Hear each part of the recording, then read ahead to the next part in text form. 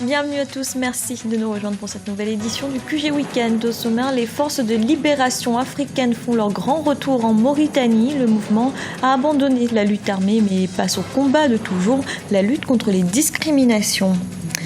La polémique éclose en Tunisie. Le Premier ministre Mehdi Jouma a déclaré qu'il ne serait pas candidat à l'élection présidentielle. Il met ainsi fin aux rumeurs sur ses ambitions politiques. Et le déficit de la balance commerciale du Cameroun se creuse. Au premier semestre 2014, il s'est élevé à 678 milliards de francs CFA. Après plusieurs années d'exil, les forces de libération africaines de Mauritanie ont donc fait leur retour au pays. Ce mouvement politique qui a longtemps choisi la voie des armes pour lutter contre ce qu'il estime être une société discriminatoire s'est résolu à prendre un nouveau départ. Et pour symboliser ce changement, le parti a même décidé de changer de nom. Kessiwebi Martel. 3 mois après la réélection du président Mohamed Ould Abdelaziz, la question de la cohabitation entre les ethnies arabo-berbères et négro-africaines se pose toujours. Depuis l'indépendance en 1960, les populations négro-africaines se disent mises au banc de la société mauritanienne et dénoncent ce qu'elles appellent un racisme d'État. Il ne s'agit pas de discrimination entre noirs et blancs. Non, il s'agit d'une politique de discrimination, établie par le gouvernement mauritanien.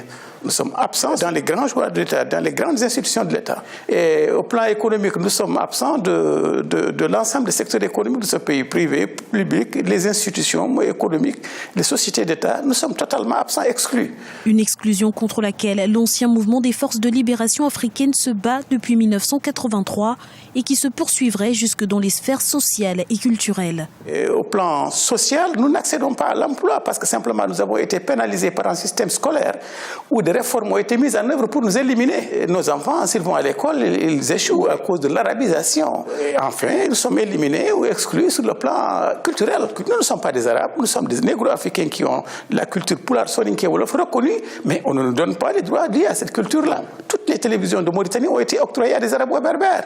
Dans les radios qui existent, nous n'existons pas, nous n'entendons pas notre culture et nos langues. Pour Samba Thiam, le président Mohamed Ould Abdelaziz n'a rien fait pour corriger la discrimination. Et pour y parvenir, ce sont les fondements même de la Mauritanie qui seraient à repenser. On est parti de l'État-nation. L'État-nation, c'est un concept occidental qui est impropre aux cultures africaines, qui est impropre aux réalités africaines. L'Afrique est une réalité composée de multiples nations. Cette réalité-là, il faut en tenir compte. Donc, il faudra éliminer le concept d'État-nation pour utiliser le concept de multination.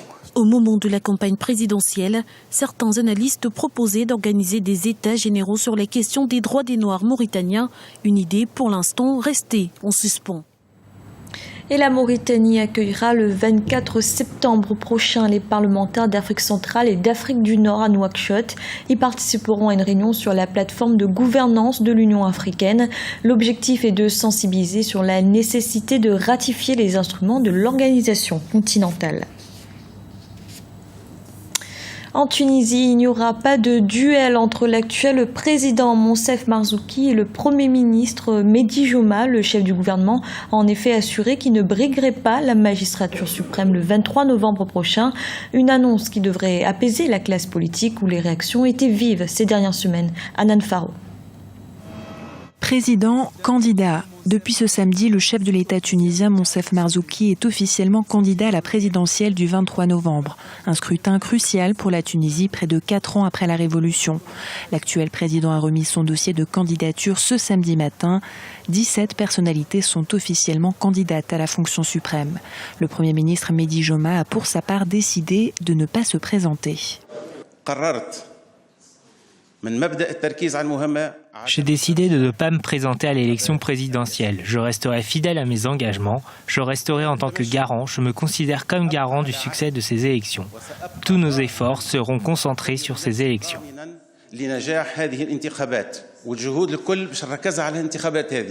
La présidentielle du 23 novembre prochain sera la première organisée depuis que la Tunisie a adopté cette année une nouvelle constitution. Le pays organise ce scrutin avec 2 ans de retard après une succession de crises politiques provoquées notamment par l'essor d'une mouvance djihadiste armée. Ce mardi, des affrontements ont d'ailleurs eu lieu près de la frontière algérienne. Les forces de sécurité ont fait face à des risques, mais comme d'habitude, elles ont réussi. Mardi, elles ont réussi à tuer 2 des plus dangereux terroristes. Le danger existe toujours, mais l'été qui vient de passer a été plutôt sûr. À l'approche de l'élection, Tunis a monté le niveau d'alerte sécuritaire d'un cran. Avant la présidentielle, les élections législatives doivent avoir lieu le 26 octobre. L'instance supérieure indépendante pour les élections doit annoncer d'ici 2 semaines la liste définitive des candidats aux 2 scrutins.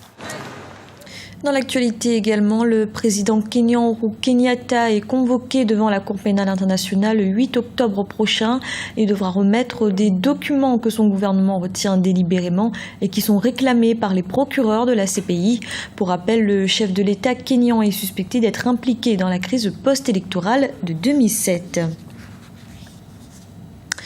Économie à présent, avec des indicateurs qui sont dans le rouge. Pour le Cameroun, au premier semestre 2014, le déficit de la balance commerciale s'est élevé à 678 milliards de francs CFA, soit un accroissement de 12,8% par rapport à l'année précédente. Un reportage de notre correspondant Narcisse Noumbé. L'écart entre les importations et les exportations camerounaises se creuse davantage.